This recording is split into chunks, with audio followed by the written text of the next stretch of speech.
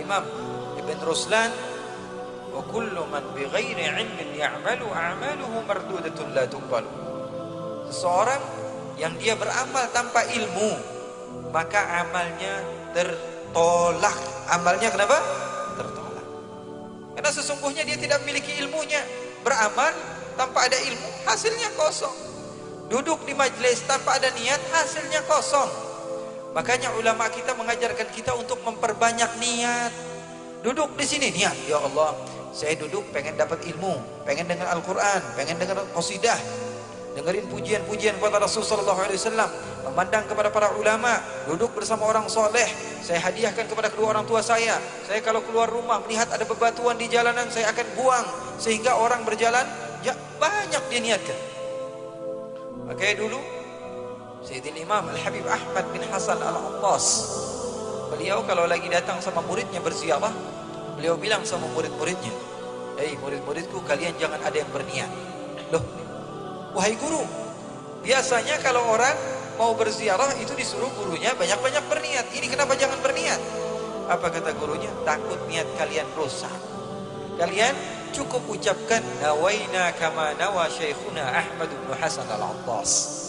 Kalian hanya perlu berucap apa? Kami niat sebagaimana niat guru kami. Karena apa? Karena guru kami jauh lebih tahu apa yang diniatkan dibanding kami.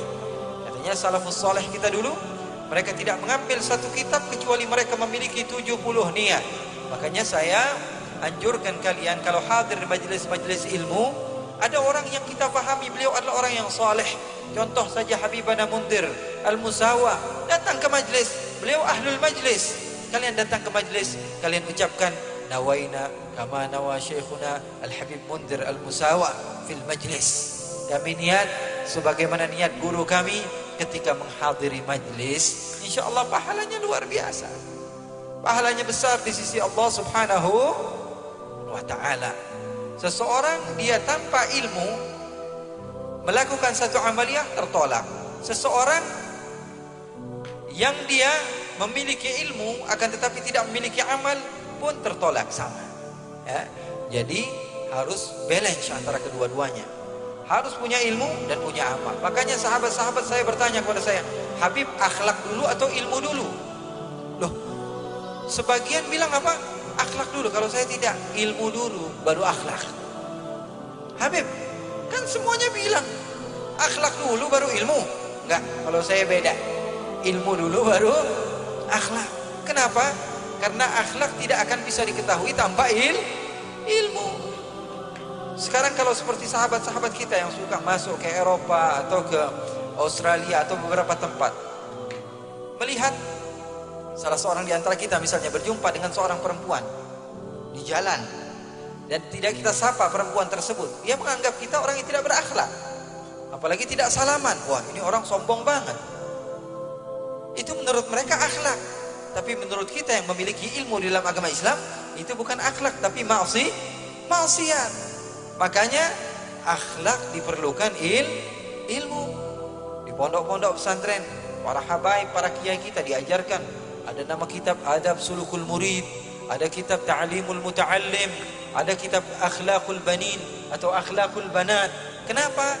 Itu ilmu supaya menunjukkan kepada kamu mana akhlak yang baik, mana akhlak yang buruk. Jadi ilmu tidak menjamin. Amal pun tanpa ilmu tidak menjamin. Paham atau tidak? Berdakwah tanpa ilmu juga tidak menjamin. Karena takut. Rasulullah SAW sebagaimana yang beliau katakan, kita ini takut. Kita ini dikategorikan Rasulullah SAW di akhir zaman itu ulamanya sedikit tapi khutbahnya kathir. Kata Rasulullah SAW, penceramahnya banyak. Mau jadi habib gampang.